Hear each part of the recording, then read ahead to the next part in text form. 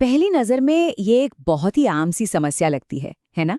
दिल्ली का एक रेस्टोरेंट है और उसकी कुकिंग गैस खत्म हो गई है। लेकिन जरा सोचिए, क्या हो अगर ये छोटा सा साइन बोर्ड असल में हजारों किलोमीटर दूर चल रहे एक ग्लोबल एनर्जी क्राइसिस का संकेत हो? चलिए, भारत में अचानक आए इस ऊर्जा संकट की तह तक चलते हैं। दिल्ली के इस रेस्टोरेंट का ये साइन बोर्ड सब कुछ बयां कर रहा है।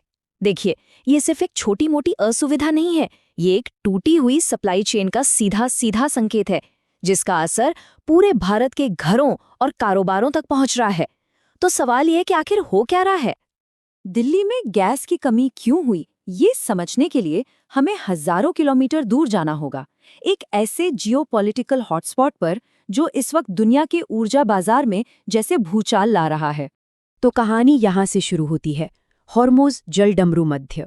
इसे आप ऐसे समझिए कि ये दुनिया की एनर्जी सुपर हाईवे है।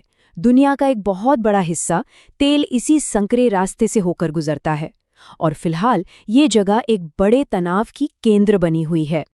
और मामले को और भी ज्यादा गंभीर बनाते हुए ईरान के नए नेतृत्व ने अपने इरादे बिल्कुल साफ कर दिए हैं। सर्वोच्च नेता मुज्तबा खामेनेई इस जलडमरू मध्य पर कंट्रोल को सिर्फ अपनी संप्रभुता का मामला नहीं, बल्कि अमेरिका के खिलाफ एक बहुत शक्तिशाली हथियार के तौर पर देख रहे हैं, और वो इसका इस्तेमाल करने से डर नहीं रहे।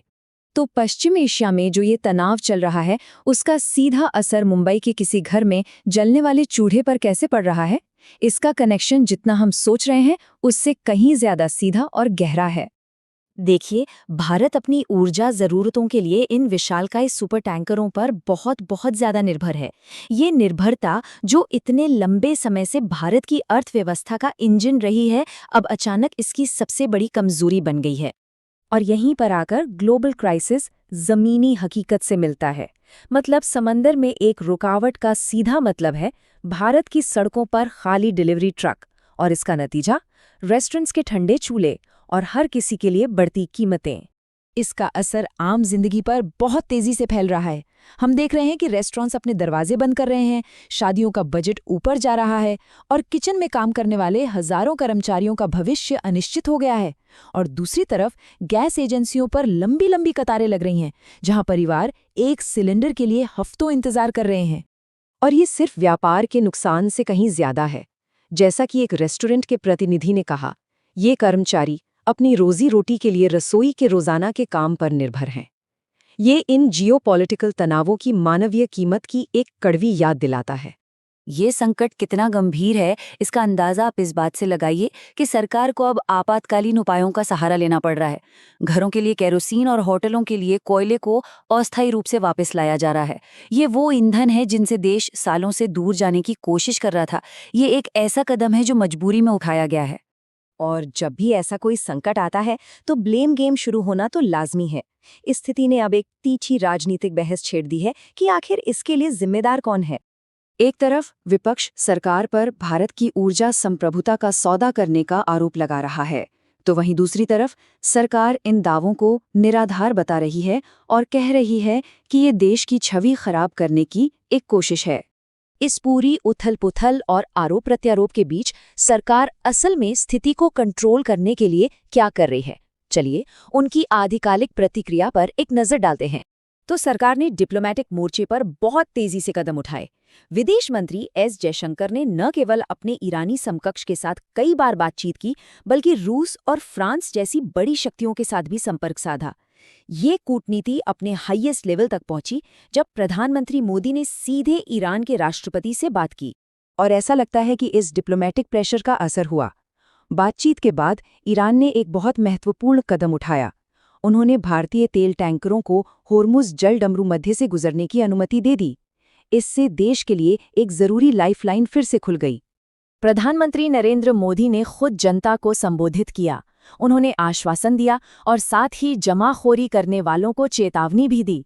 उन्होंने साफ कहा कि डर पैदा करने वाले लोग देश को नुकसान पहुंचा रहे हैं और एलपीजी ईंधन की कालाबाजारी करने वालों के खिलाफ सख्त कार्रवाई होगी। अब देखिए, इस तात्कालिक संकट से निपटने के अलावा सरकार इस मौके का इस्तेमाल ऊर्जा सुरक्षा में अपने लॉन्ग टर्म इन्वेस्टमेंट्स को हाईलाइट करने के लिए भी कर रही है। वो घरेलू एलपीजी कनेक्शनों में जबरदस्त बढ़ोतरी की ओर इशारा करते हैं। 2014 में 14 करोड़ कनेक्शन थे, जो अब बढ़कर 33 करोड़ घरों तक पहुंच चुके हैं, मतलब दोगुने से भी ज्यादा। उनकी स्ट्रैटेजी का एक और मजबूत पिलर है ये बफर, भारत का सामरिक पेट्रोलियम भंडार। 50 लाख टन की क्षमता के साथ ये भंडार ठीक ऐसी ही इमरजेंसी सिचुएशंस के लिए बनाया गया है, ताकि सप्लाई में कोई रुकावट आए तो देश को सांस लेने का मौका मिल सके। लेकिन शायद सबसे महत्वपूर्ण लॉन्ग टर्म कदम जो रहा है, वो है इस अस्थिर क्षेत्र से अपनी निर्भरता को जानबूझकर कम करना। आज की तारीख में भारत का 70% कच्चा तेल हॉर्मोज़ जलडमरू मध्य के बाहर से आता है। और ये कोई संयोग नहीं है, ये भविष्य के संकटों से देश को बचाने का एक सोचा समझा रणनीतिक फैसला है।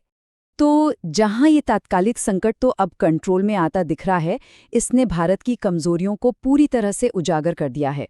ये देश को एक ऐसे ऊर्जा चौराहे पर ले आया है जहां उसे अपने आगे के रास्ते पर फिर से सोचने के लिए मजबूर होना पड़ रहा है।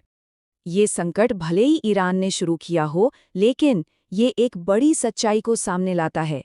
एक ऐसी दुनिया में जहां जियोपॉलिटिक्स और ऊर्जा एक दूसरे से और भी ज्यादा जुड़ रहे हैं, भारत के लिए सवाल ये नहीं है कि अगला संकट आएगा या नहीं, बल्कि ये है कि वो इससे निपटने के लिए एक मजबूत ऊर्जा भविष्य का निर्माण कैसे करेगा। और आगे का रास्ता अभी भी अनिश्चित है।